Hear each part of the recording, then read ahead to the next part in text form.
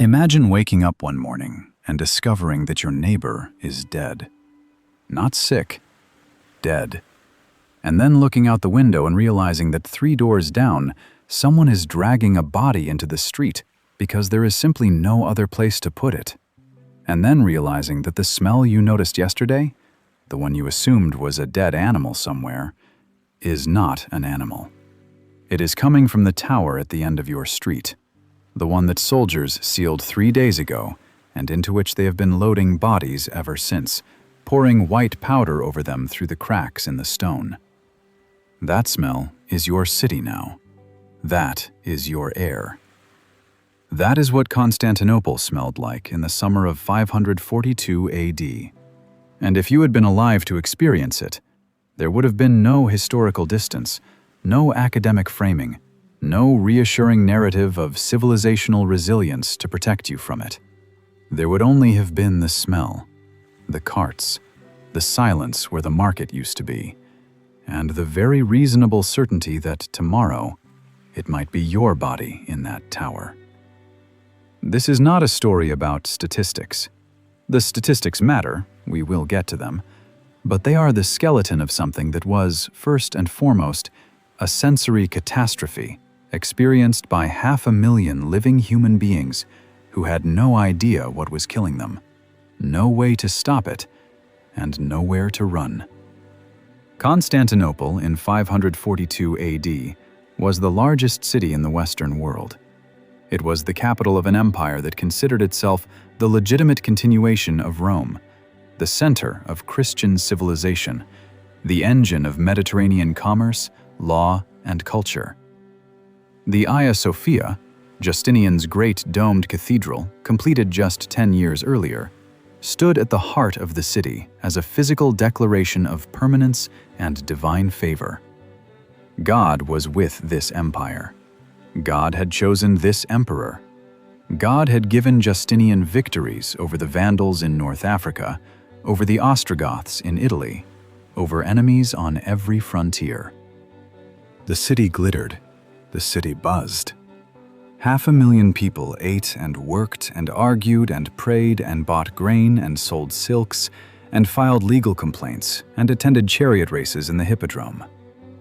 And then the grain ships came from Egypt. The black rat, Rattus rattus, does not travel far by choice. In its entire lifetime, it will rarely move more than 200 meters from where it was born. It is a creature of habit, of familiar walls and familiar smells. But put it on a grain ship, in the warm, dark hold full of Egyptian wheat, and it will travel 1,000 miles without knowing it. The fleas on its body will travel with it, and the bacteria in those fleas, Yersinia pestis, a pathogen so precisely engineered by evolution for human destruction that it would go on to kill between 75 and 200 million people across 3 separate pandemics spanning 14 centuries, will travel with the fleas.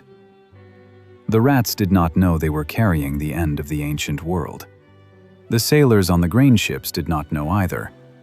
They knew only that Egypt's grain warehouses were full, that Constantinople's population needed feeding, and that the voyage north across the Mediterranean was the same voyage that had been made hundreds of times before. The plague had been working its way northward and westward for at least a year before it reached the imperial capital. It first appeared, by the account of the court historian Procopius of Caesarea, who was among the most meticulous observers the ancient world produced, at Pelusium, a port city on the eastern edge of the Nile Delta, in 541 AD. From Pelusium it moved in 2 directions simultaneously: westward toward Alexandria, and eastward along the coastal road toward Gaza and Palestine. John of Ephesus, a Christian bishop who was traveling through Palestine and Syria at exactly this time on an imperial religious mission, witnessed the plague's advance firsthand and recorded something that historians have found quietly devastating ever since. The people of Constantinople knew it was coming. Months before it arrived, news of the spreading epidemic had traveled up the same trade routes that would carry the disease itself. The city knew. And it waited. And it did nothing. Because there was nothing to do. Because in the 6th century AD, there was no concept of quarantine, no understanding of bacterial infection, no mechanism by which a city of 500,000 people could seal itself against a pathogen traveling invisibly on the bodies of rats and fleas aboard grain ships that the city could not survive without. Procopius was in Constantinople when the plague arrived in the spring of 542 AD, and he later described the moment in his History of the Wars with the specific, controlled precision of a man who had witnessed something he was still trying to organize into comprehensible language. The disease, he wrote, came first to the port districts, the neighborhoods closest to the water, where sailors and dockhands and grain workers lived in the dense, communal, close-quartered warrens that served the harbor's commercial operations, were the first to show cases. These were not people whose deaths typically attracted much official attention. The poor died quietly in the 6th century, as they had in every previous century. The city's administrators and physicians noted the uptick in deaths in the port neighborhoods with the ordinary concern of people who understood that epidemic diseases occasionally flared up among the crowded poor, and who expected them to remain among the crowded poor, and who were wrong. The first symptom was fever. But it was a strange fever. Procopius documented this with clinical specificity that impresses modern medical historians, because it did not behave like the fevers that Byzantine physicians knew from Galenic medicine. The body temperature rose, but the skin did not flush. The heat was described as almost gentle, almost mild, something that patients initially dismissed as minor. Many went about their day, some went to work. In a city of 500,000 people packed closely together, those people, febrile, infectious, mobile, unsuspecting, moved through markets and churches and bathhouses and public fountains, touching surfaces and breathing the same air as hundreds of others. The incubation period for bubonic plague is typically between 2 and 6 days. In a city the size of Constantinople, 6 days is enough time for a single infected person to have indirect contact with thousands. Then the buboes appeared, and at that point, there was no longer any ambiguity about what was happening to you. The bubo, from the Greek word for groin, where it most commonly erupted first, is an inflamed lymph node, swollen to grotesque proportions as the immune system attempts to wall off a bacterial invasion it is fundamentally not equipped to contain. Procopius described them erupting in the groin, in the armpits, and behind the ears. They could grow to the size of a fist. The pain was so severe that patients could not lie still, could not be touched, could not bear the weight of clothing against their skin. Modern accounts from the few outbreaks of untreated bubonic plague that occurred in the 20th century describe the pain as among the worst that a human being can experience. A constant, grinding agony that does not peak and subside, but simply continues, hour after hour, for as long as the patient survives. Some patients developed the pneumonic form of the disease, plague that had spread to the lungs, and these died faster, coughing blood, transmissible through breath alone, moving through crowded households and monasteries like fire through dry grass. What Procopius found most disturbing to document, and what he returned to multiple times across different texts, was the unpredictability. There was no pattern he could identify in who died and who survived. He was a trained legal mind, a man accustomed to finding causes and assigning responsibilities, and the plague defeated him on this front entirely. The pious died alongside the sinful. The healthy died faster than the infirm. People who nursed the sick survived. People who never entered a sick room died. The emperor himself, Justinian I, the most powerful man in the Western world, surrounded by physicians, living in the protected imperial palace complex, contracted the disease in 542 AD and recovered. His wife Theodora, the former actress who had risen to become perhaps the most politically influential empress in Byzantine history, survived the epidemic entirely, only to die of cancer in 548 AD, long after the acute phase had passed. Meanwhile, entire households of ordinary people, farmers, craftsmen, minor clerks, vanished without anyone recording their names. The mortality figures that contemporary sources provide are simultaneously the most cited and the most contested aspect of the whole event. Procopius wrote that at the peak of the epidemic, Constantinople was losing 10,000 people per day. John of Ephesus gave figures ranging from 5,000 to 16,000 daily, and added the detail, stunning in its specificity, that the men stationed at the city gates to count the bodies being carried out eventually stopped counting when they reached 230,000. Not because the dead had stopped coming, but because the number had become too large to be useful.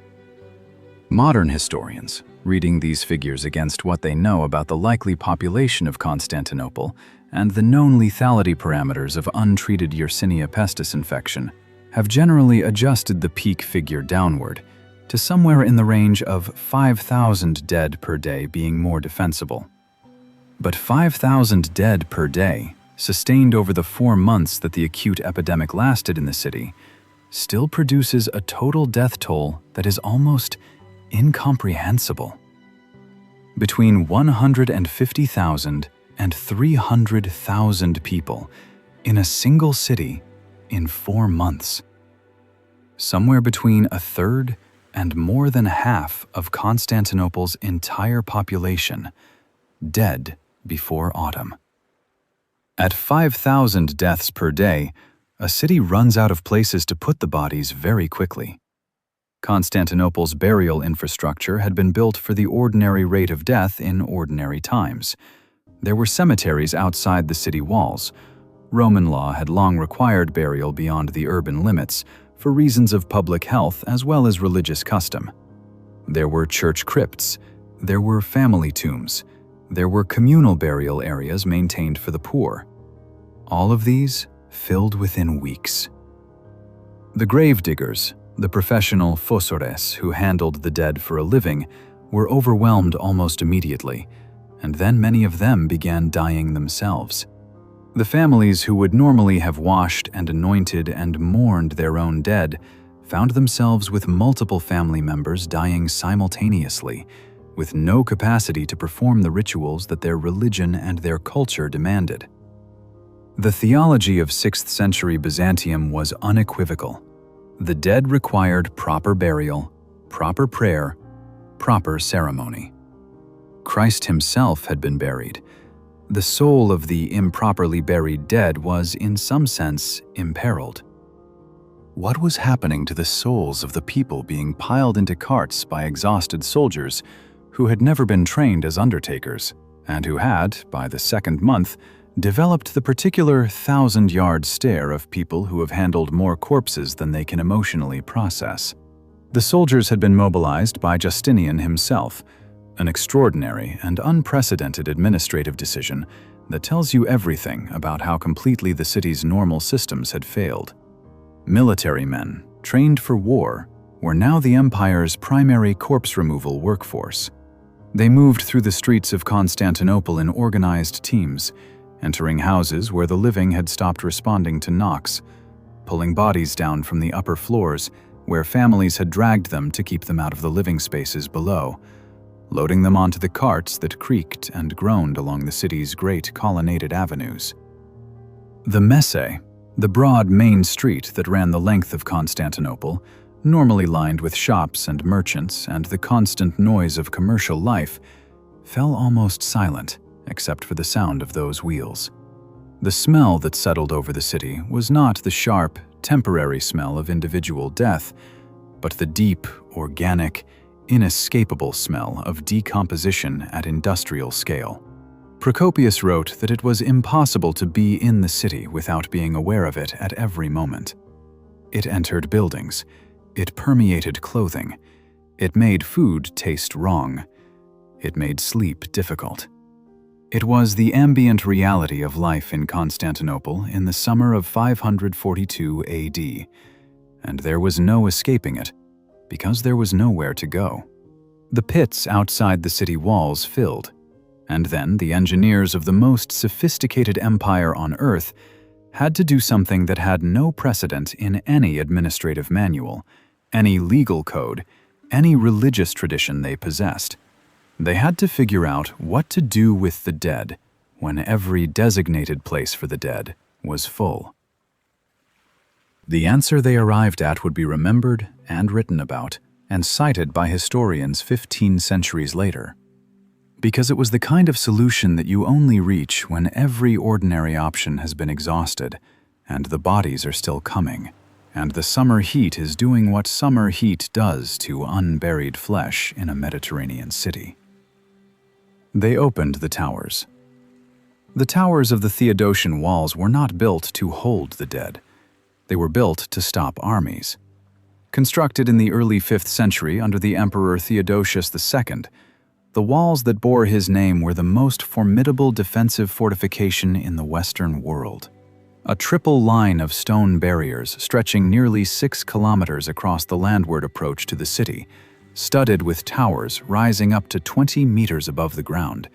Each tower, a self-contained defensive position capable of housing soldiers, storing weapons, and functioning as an independent strongpoint, even if the sections of wall beside it were breached. The Huns had looked at these walls and turned back. The Visigoths had looked at them and decided to negotiate. Every major military power in the 5th and 6th century world had made the same calculation. Constantinople behind those walls was effectively impregnable. The towers were a monument to the empire's confidence in its own permanence. They were meant to stand forever. In the summer of 542 AD, Justinian's administrators filled them with corpses. The decision was not made lightly, and it was not made quickly. It was the decision you arrive at after every other option has failed, after the cemeteries are full and the burial pits are overflowing, and the gravediggers are themselves dying, and the soldiers doing the work of undertakers are running out of places to bring what they are collecting from the streets. The towers were large. They were enclosed. They were structurally sound. There were dozens of them along the length of the wall. And critically, they could be sealed. The heavy wooden doors that normally controlled access during military operations could be locked from outside, containing not an enemy, but the accumulated dead of the greatest city in the Western world.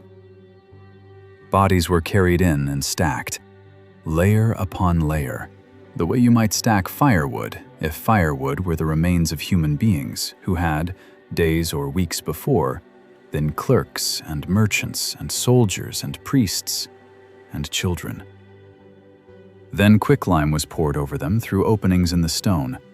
Calcium oxide, a caustic alkaline powder that had been used for centuries as a means of accelerating the decomposition of organic matter and, more immediately relevant to the people making this decision, suppressing the smell of that decomposition. Whether the quicklime worked as intended is a question the historical record cannot fully answer. What the historical record makes clear is that the smell of Constantinople in the summer of 542 AD was not suppressed. It was not contained. It was the city.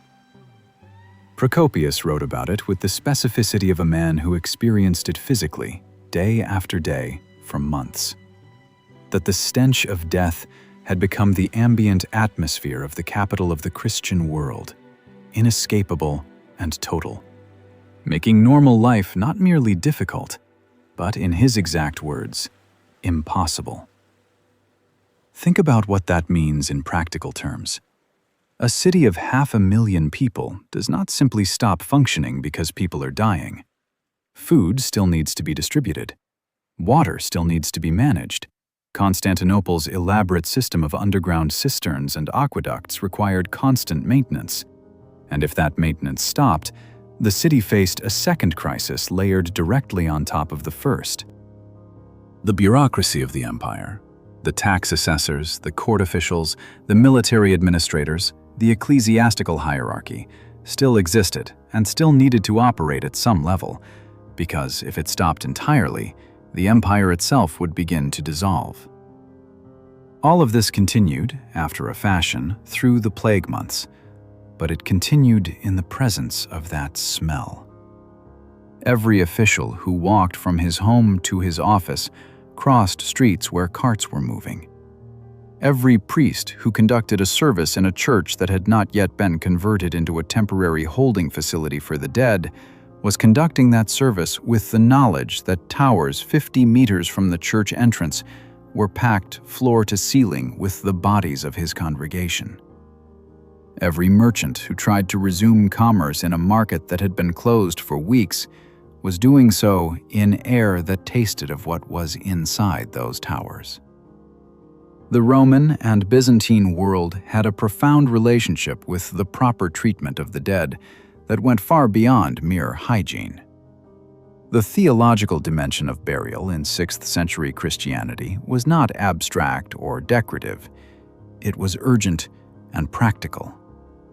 The resurrection of the body, as understood by Byzantine Christian theology, was a literal, physical event. At the end of time, the bodies of the dead would rise and be reunited with their souls for the final judgment. This meant that what happened to the body after death had genuine theological stakes. Burial was not merely respectful, it was eschatologically necessary. The funeral rites that the Church prescribed, the washing of the body, the anointing with oils, the prayers, the procession, the specific words spoken over the grave, were not ceremonial, but sacramental in character, participations in the larger economy of salvation. And now, in the summer of 542 AD, those rites were not being performed. The dead were being hauled by soldiers onto carts and stacked in towers and covered with quicklime. They were being thrown, in some documented cases, into the Sea of Marmara. The theological terror this generated in a deeply Christian population cannot be overstated. This was not merely a public health emergency. It was, for the people experiencing it, a spiritual catastrophe of the first order, a mass corruption of the proper passage of the dead into whatever came next.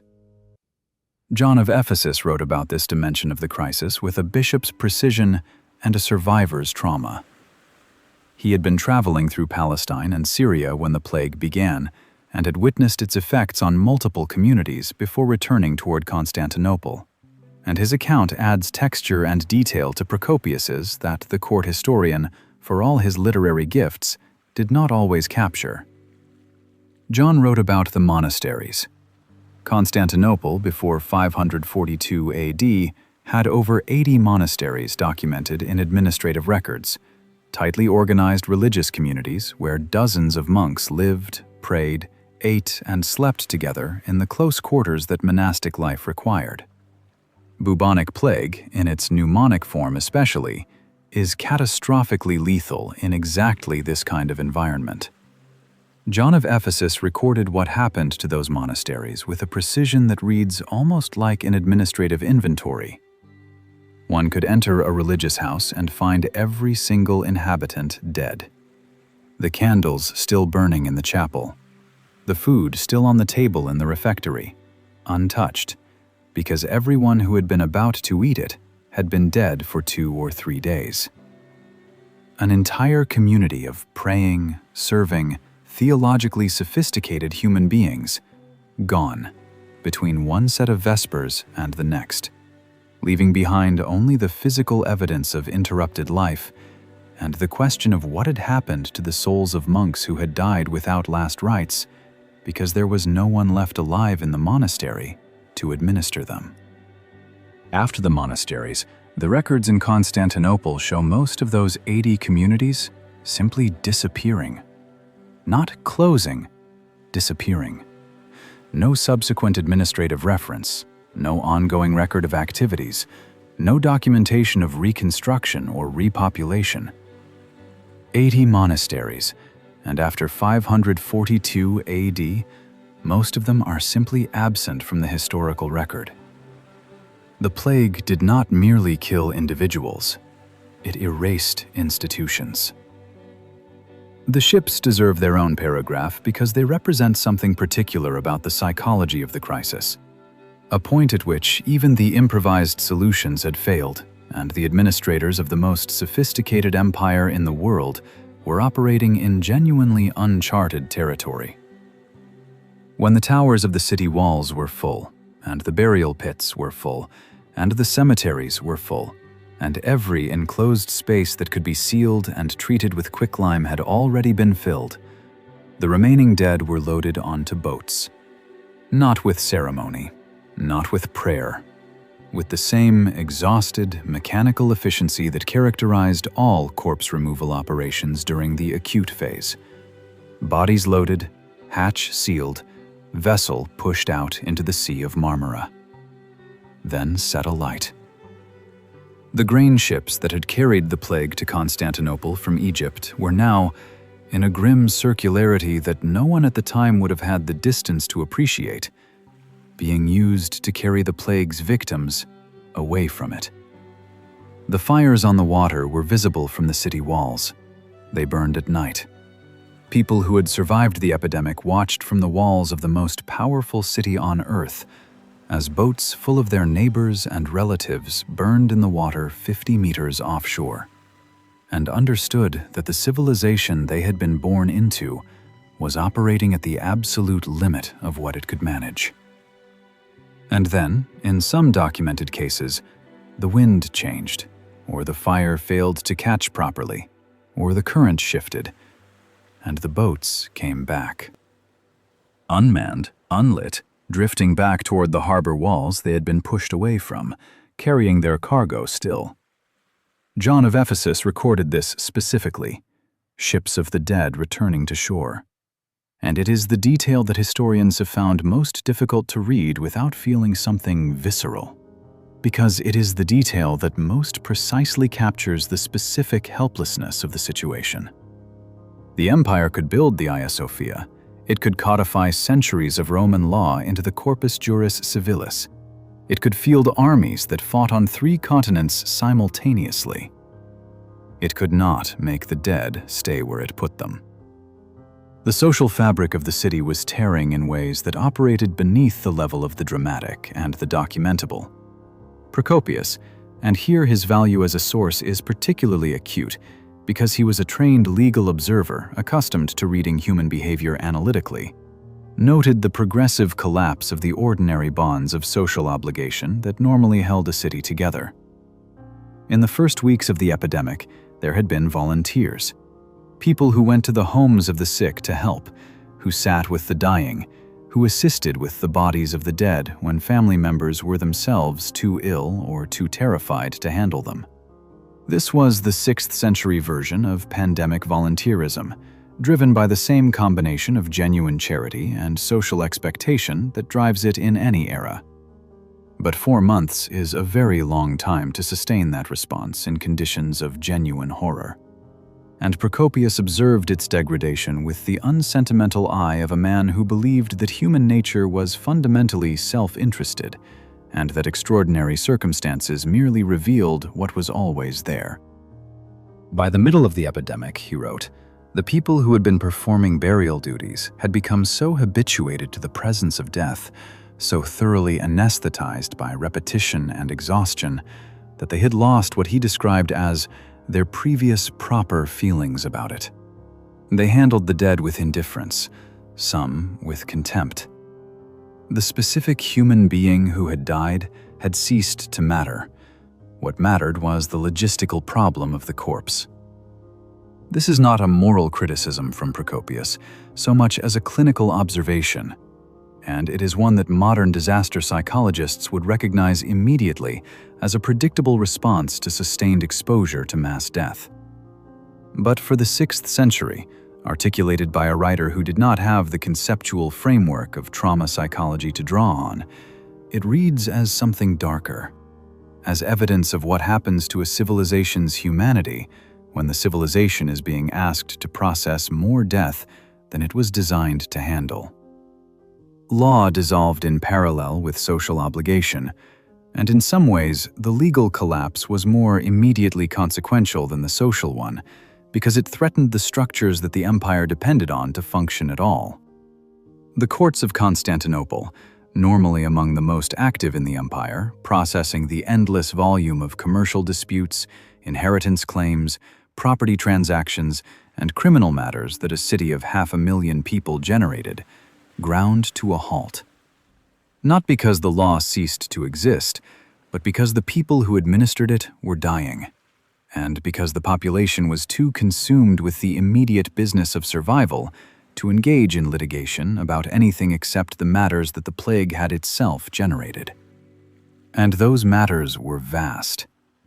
In a city where hundreds of thousands of people were dying in rapid succession, inheritance became a legal nightmare of staggering complexity. The standard legal rules assumed a sequence to death: that a testator died before his heirs, that a husband died before or after his wife in a knowable order, that the chain of property transmission could be traced through a rational sequence of documented events. The plague destroyed all of this. Entire families died within days of each other, the husband on Tuesday, the wife on Thursday, both children by the weekend. Who inherits? From whom? In what legal sequence did the property pass, if at all?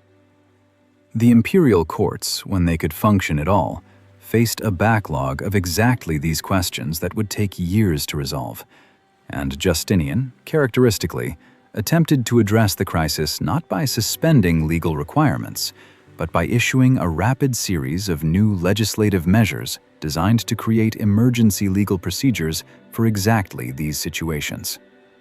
The novels, the new imperial laws he issued between 542 and 545 AD, contain several provisions dealing with deaths intestate during plague conditions, with simplified inheritance procedures, with the legal status of property whose owner had died without identifiable heirs.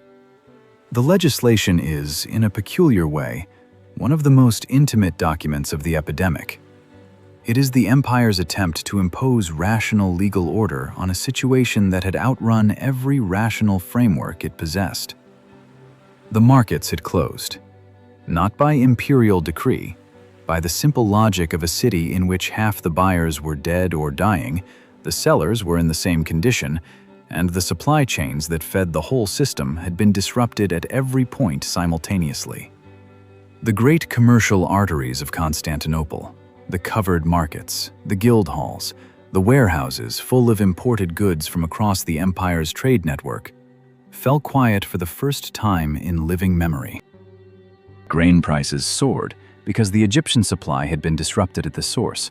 The plague had moved through the Nile Delta and the coastal cities of the eastern Mediterranean in the months before it reached Constantinople, killing farmers and dock workers and the crews of the grain ships at every stage of the supply chain. The city that had always been fed by others now found that the others were dying too. Justinian ordered grain distributions from imperial reserves, another unprecedented administrative intervention. But the distribution systems themselves were staffed by people who were dying, and the recipients were a population that was shrinking faster than any distribution system could adjust to. And through all of this, through the towers of the dead, through the burning ships, through the silent markets and the overwhelmed courts and the collapsed monasteries, the government continued. Imperfectly, partially, at drastically reduced capacity, but it continued. Justinian continued to issue legislation. The mint continued to produce coins. The military, devastated, did not dissolve. The bureaucracy, depleted, did not disappear. This is a fact that historians have argued about for decades, whether it means the plague was less catastrophic than the literary sources suggest, or whether it simply reflects the extraordinary institutional depth that centuries of Roman administrative tradition had built into the Byzantine state. The answer matters enormously, and it is the question that drives the argument that will define Part 3. But for now, standing in the summer of 542 AD, with the smell of quicklime and decomposition in the air, and the burning ships on the water, and the silent carts on the Meuse, the question of institutional resilience feels almost beside the point. The point is the towers. The point is that the greatest city in the Western world ran out of places to put its dead and started filling its defensive walls with them. The point is that this happened not in a collapsing, failing, primitive state, but in the most sophisticated administrative civilization on Earth at that moment in history. If it could happen here, the implicit question hanging in the summer air over Constantinople was one that no one in the city would have articulated in these terms, but that every single survivor understood in their bones. What exactly is civilization worth? When something this simple, a bacterium, a flea, a rat on a grain ship, can reduce it to this. The autumn came. The death rate began to fall. The ships stopped burning quite so frequently. The soldiers who had been doing burial duty began to be reassigned to other tasks. The towers of the Theodosian Walls were eventually cleared, over months and years, not days, and restored to their original military function. The markets reopened. The courts resumed, drowning in the backlog of plague-generated legal cases. The city breathed again. And what it breathed in, with the first clean air of the post-epidemic autumn, was not relief so much as a new and permanent understanding of something that the summer had taught it: that the infrastructure of civilization is thinner than it looks, that the systems built to manage ordinary life are not built for what this summer had been, and that the smell that had made normal life impossible had come from the gap between those two things, between what the city was designed to handle and what had actually happened to it. The dead in the towers were eventually removed and buried. The quicklime had done its work, after a fashion, but the towers themselves remained, standing along the landward walls of Constantinople for centuries afterward, and everyone who walked past them in the decades after 542 AD knew what they had been used for. The stones remembered. History, when it is made at that scale, does not simply pass. It settles into the landscape and stays there, waiting for someone to ask what happened inside these walls, and why, and what it cost. The argument started, as the best historical arguments do, with a number. Specifically, with the question of whether the number 10,000, the figure Procopius gave for the daily death toll at the peak of the epidemic in Constantinople, was a fact or a literary device. It seems like a narrow question. It is not. Because embedded in that single number is one of the most consequential historiographical disputes of the last decade, a fight between two groups of serious scholars about whether the Plague of Justinian was one of the defining catastrophes of Western history, or whether it was, in the clinical phrase that one research team chose for a title that was designed to provoke maximum academic outrage, an inconsequential pandemic. The fight has not been resolved. It has generated more published scholarship in the last 10 years than the plague generated in the previous 100. And it matters, not merely as an academic exercise, but because the way we answer it determines what we think civilization is capable of surviving and what it is not. Begin with what is not disputed.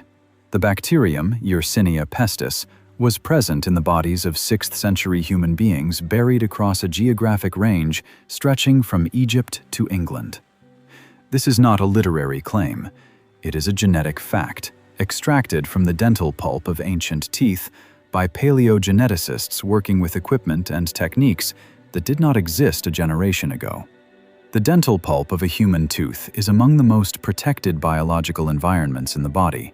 Sealed within enamel that resists decomposition for centuries, sometimes millennia, it preserves fragments of ancient DNA that can survive conditions that would destroy every other organic trace of the person who once owned that tooth.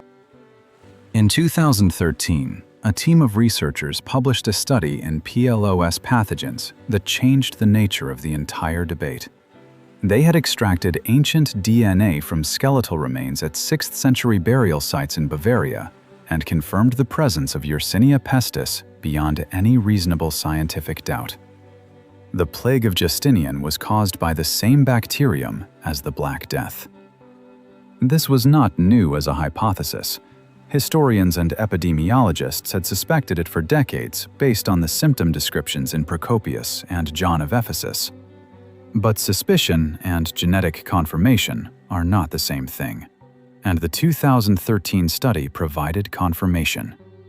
The genomic analyses that followed built an even more detailed picture. A study published in The Lancet Infectious Diseases in 2014 performed whole genome sequencing on ancient Yersinia pestis samples from the Justinianic period and mapped their position in the bacterium's global phylogenetic tree, the family tree of all known strains of the pathogen, ancient and modern.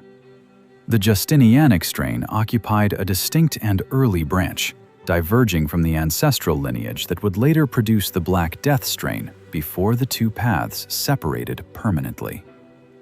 Further work, published in Cell in 2015, traced the deepest roots of Yersinia pestis back 5,000 years to late Neolithic human remains and identified the likely geographic origin of the strain that caused the Justinianic plague as the Tian Shan mountain range, the system of peaks and valleys that runs along the modern borders of Kyrgyzstan, Kazakhstan, and China.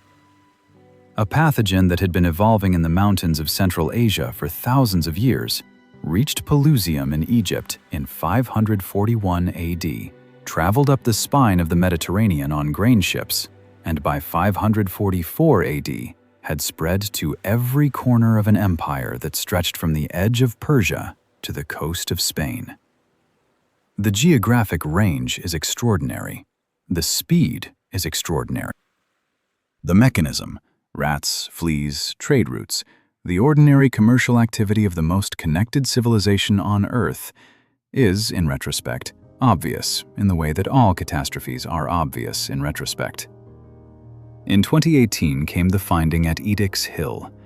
Near the village of Barrington in Cambridgeshire, England, archaeologists had excavated an early Anglo-Saxon burial site in the late 1980s and early 1990s, recovering skeletal remains from what appeared to be a typical early medieval English cemetery. The site had been studied and published and filed away in the academic literature. Then, paleogeneticists returned to the dental pulp of some of those Anglo-Saxon teeth and found Yersinia pestis DNA. A woman and child buried together in the same grave, the intimacy of shared burial suggesting they had died at the same time or in rapid succession, had carried the Justinianic strain of plague in their bodies when they died. England, Cambridgeshire, a rural Anglo-Saxon village half a continent away from Constantinople. The plague had reached there, and recent analysis of the Edicts Hill findings suggested it may have arrived in England before it reached Constantinople itself, traveling by a different route, perhaps through the Atlantic coastal trade networks that connected the British Isles to the Iberian Peninsula and North Africa. The geographic imagination required to hold this picture together is staggering. A bacterium originating in Central Asian mountains, carried by flea-infested rats on Egyptian grain ships, burning through the greatest city in the Western world, pushing westward and northward along every trade route simultaneously, reaching an English village in Cambridgeshire before the emperor in Constantinople had even fully recovered from his own infection, and confirmed 15 centuries later by a scientist with a sequencing machine and the dental pulp of a woman who died without knowing what had killed her. In 2025, Britannica noted that researchers had announced new ancient DNA analysis, providing what was described as the first direct evidence definitively confirming the bacterial causation of the outbreak. The science keeps returning to the same conclusion, from different angles, with different samples, with ever more refined methodologies. Yersinia pestis was there. The plague was real. The bones say so. This is the scientific foundation. Now for the argument that tried to bury it. Not the plague, but the historical significance assigned to it. Lee Mordecai and Merle Eisenberg published their paper in the Proceedings of the National Academy of Sciences in December 2019, under a title that was a provocation so perfectly calibrated to the academic temperament that it could only have been deliberate. The Justinianic Plague, an inconsequential pandemic? The question mark did enough work to provide plausible deniability, but the argument inside the paper had no such hedging. Their thesis was this: the traditional historical narrative of the Plague of Justinian as a civilization-ending catastrophe, the event that broke Justinian's reconquest, depopulated the Mediterranean, ended antiquity, and ushered in the Dark Ages, was not supported by the non-literary evidence. They examined papyrus records from Egypt, which constitute one of the richest documentary archives from the ancient world. Administrative papyri recording tax payments, commercial transactions, legal disputes, and agricultural activity from the 6th and 7th centuries showed no sharp discontinuity at the moment of the 541 epidemic. They examined coin hoards and the numismatic record of imperial coin production, finding no clear collapse in minting activity. They analyzed pollen data from archaeological sites across the Mediterranean and Near East, fossilized pollen being one of the most reliable proxies for agricultural activity available to ancient historians, since farming populations leave distinctive signatures in local vegetation through the crops they plant and the forests they clear, and found no marked decline in agricultural production in the years immediately following the outbreak. They looked at the legislative record of Justinian's reign and argued that the decrease in imperial lawmaking in the years after 541 AD, which previous historians had interpreted as evidence of plague-induced governmental paralysis, actually began before the epidemic arrived and reflected the completion of the Corpus Juris Civilis codification project, rather than any plague-related disruption. Their conclusion was stated with the kind of controlled academic understatement that in scholarly writing functions as a shout. The Justinianic plague, they wrote, did not play a significant role in the transformation of the Mediterranean world or Europe. The suffering it caused was real. The deaths were real. But the civilizational narrative built around those deaths was, they argued, founded on a small subset of highly colored literary sources written by men with strong ideological reasons to describe catastrophe in maximalist terms, projected outward into a universal narrative of demographic collapse that the non-literary evidence simply did not support. The paper went immediately viral by the standards of ancient history scholarship, which is not a field accustomed to viral moments. Major newspapers covered it. Fox News ran a piece. The Daily Telegraph ran a piece. For a brief, disorienting period, the Plague of Justinian was a news story, and the news story was that it might not have been as bad as everyone thought. Peter Saris of Cambridge University did not find this amusing. His response, published in Past and Present in February 2022 under the title New Approaches to the Plague of Justinian, was one of the most methodologically detailed and personally pointed pieces of academic demolition published in the field of late antique history in recent memory. Saris went through Mordecai and Eisenberg's argument with the forensic precision of a man who had been studying this specific question for decades and who found their methodology not merely mistaken, but fundamentally misconceived. His opening critique targeted their treatment of the legislative evidence. They had examined the volume of imperial legislation before and after 541 AD at what Saris described as too low a resolution, comparing broad chronological periods rather than year-by-year data, and had thereby missed the specific pattern that year-by-year analysis revealed. That while legislation had begun to decline before the plague arrived, as Mordecai and Eisenberg correctly noted, It dropped sharply and specifically in 541, and immediately after, in a way that was not explained by the completion of the codification project. The timing, when examined properly, pointed directly at the plague. The numismatic evidence came next. Sardis and other major sites in Asia Minor showed clear archaeological evidence of disruption in the mid-6th century that correlated with the plague's documented timeline. The papyrus evidence from Egypt, which Mordecai and Eisenberg had read as showing continuity, Saris argued showed disruption when examined at higher resolution, and when the specific geographic distribution of surviving papyri was properly accounted for. The regions most affected by the plague were precisely the regions from which the documentary record became thinnest in the post-541 period, which was not continuity, but absence. You cannot read the silence of records that were not produced as evidence that nothing happened. The silence might be the evidence.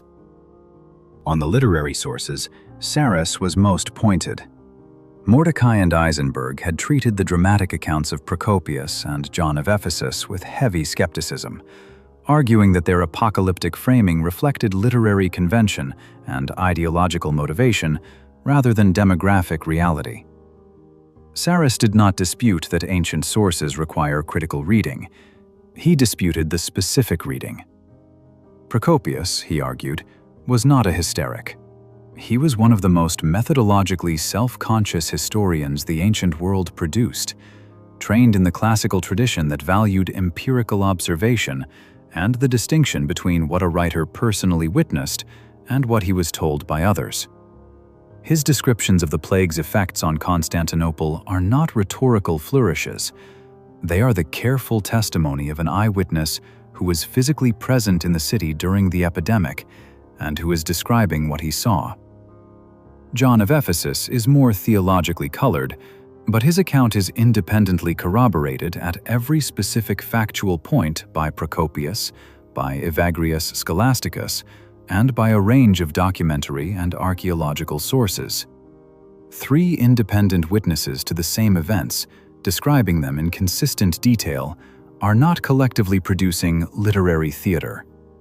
They are describing something that happened. The debate has not ended. It has generated a cascade of further scholarship. The Mordecai and Eisenberg position has been refined and partially moderated in subsequent publications, with the authors acknowledging that the plague clearly had severe localized effects in major urban centers, while maintaining their skepticism about the empire-wide demographic narrative.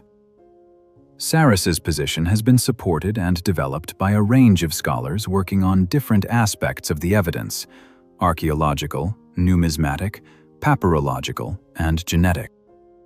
The most defensible current position is probably one of regional differentiation. The plague hit Constantinople and the major Mediterranean port cities with genuine, devastating severity. It moved through rural and inland areas more unevenly, with some regions severely affected and others showing relative continuity. The cumulative effect over the 2 centuries of recurring outbreaks was more transformative than any single epidemic.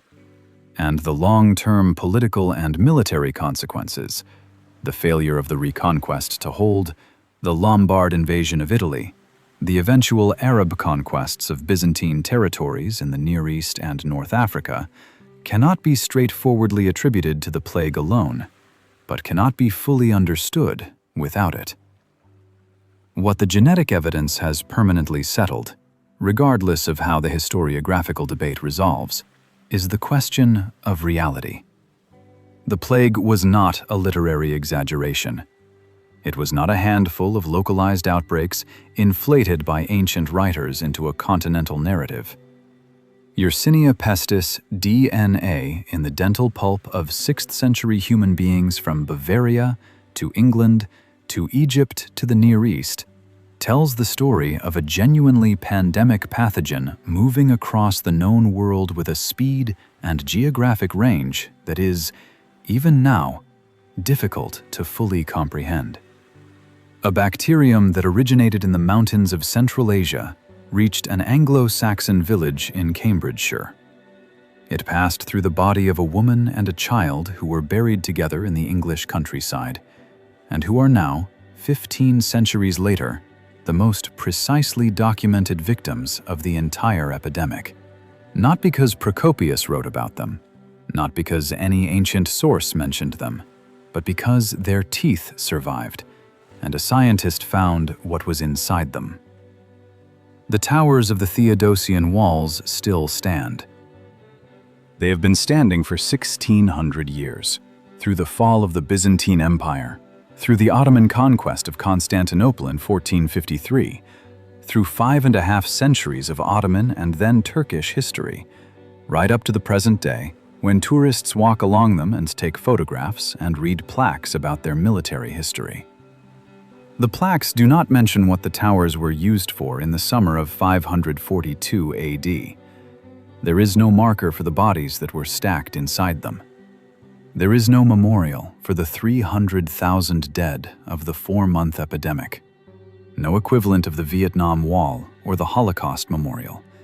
No place where you can go and stand and look at names and understand the scale of what happened through the specificity of individual human lives lost.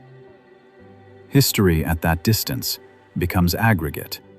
It becomes statistics and arguments about statistics. It becomes a debate in the pages of PNAS and Past and Present about whether the non-literary evidence supports a maximalist or a minimalist reading of the demographic impact. But the smell was real.